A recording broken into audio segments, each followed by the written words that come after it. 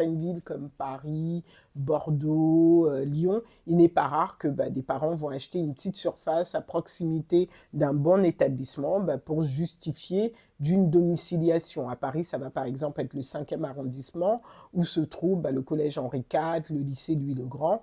Et la demande de ce type de logement dans cette zone, elle explose. Et en dernier point, le réseau, tout simplement. Les parents ne vont pas hésiter à solliciter des élus, des directeurs d'établissement ou des personnalités influentes pour obtenir une place dans l'établissement convoité. Et comme le souligne d'ailleurs Philippe Tournier, le secrétaire général du syndicat national des personnels de direction, l'intervention d'un acteur influent peut faire basculer une demande en faveur d'une famille, surtout dans les établissements les plus demandés. Mais par contre, contourner la carte scolaire, ça peut avoir des risques.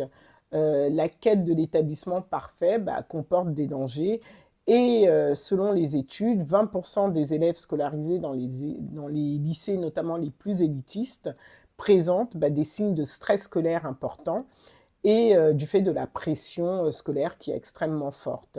Parfois, il vaut mieux garder un enfant premier de la classe dans un établissement moyen que faire de lui le dernier dans un établissement d'excellence. Et il est notamment essentiel pour moi de sécuriser psychologiquement l'enfant. Me direz-vous, faut-il contourner la carte scolaire? C'est un débat qui divise autant qu'il passionne, comme toujours, mais ce qui fait surtout, c'est qu'il met en lumière la réalité de de certaines familles qui doivent ruser pour offrir une bonne éducation à leurs enfants. C'est le signe clair d'un système inégalitaire.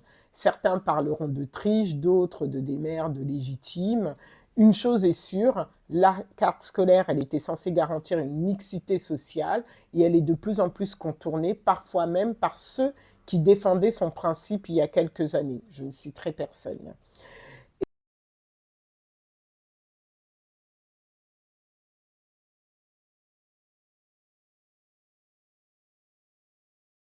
Ensemble, il est clair qu'il faut que les choses changent, mais en attendant, allez-vous sacrifier votre enfant pour la collectivité, entre guillemets sacrifier.